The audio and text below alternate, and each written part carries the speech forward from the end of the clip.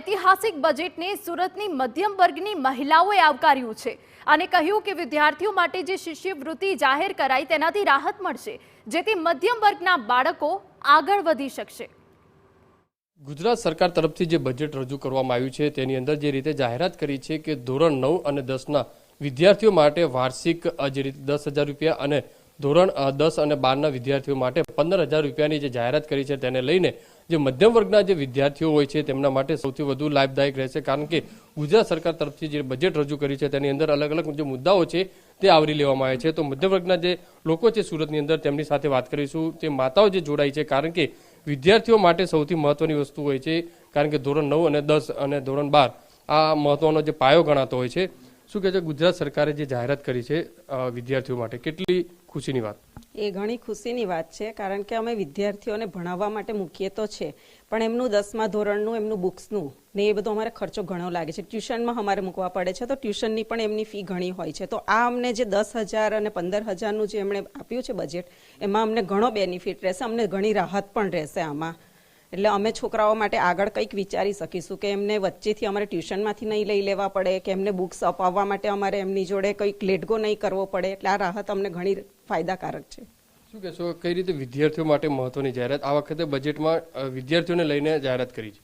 વિદ્યાર્થીઓને લઈને જાહેરાત કરી છે એટલે કે એમને જે અમુક વસ્તુઓ નવી નવી ટેકનોલોજીને જાતે પોતે શીખવા માટે બજેટ નહીં હોય।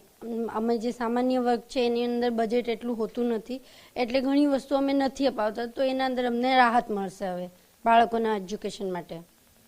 શું કહેશો, કઈ રીતે આ વખતે પહેલી વખત એવું કહી શકાય કે વિદ્યાર્થીઓ માટે બજેટની અંદર કંઈક જોગવાઈ?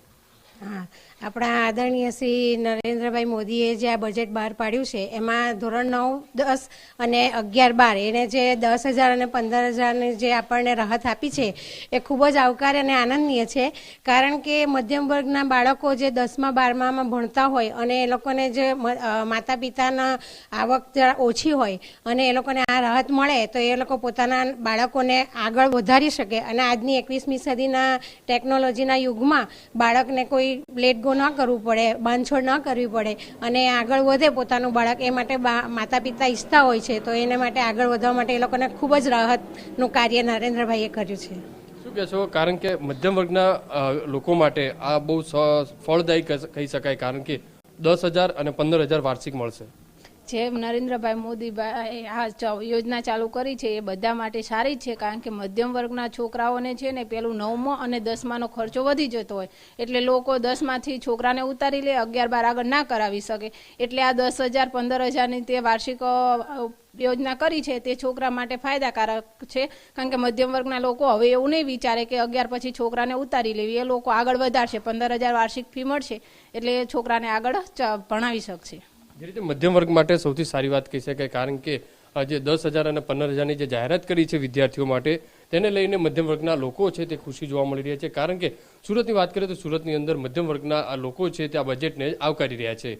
કેમેરામેન સંજય ચંડલ સાથે બલદેવ સુથાર, TV9 સુરત।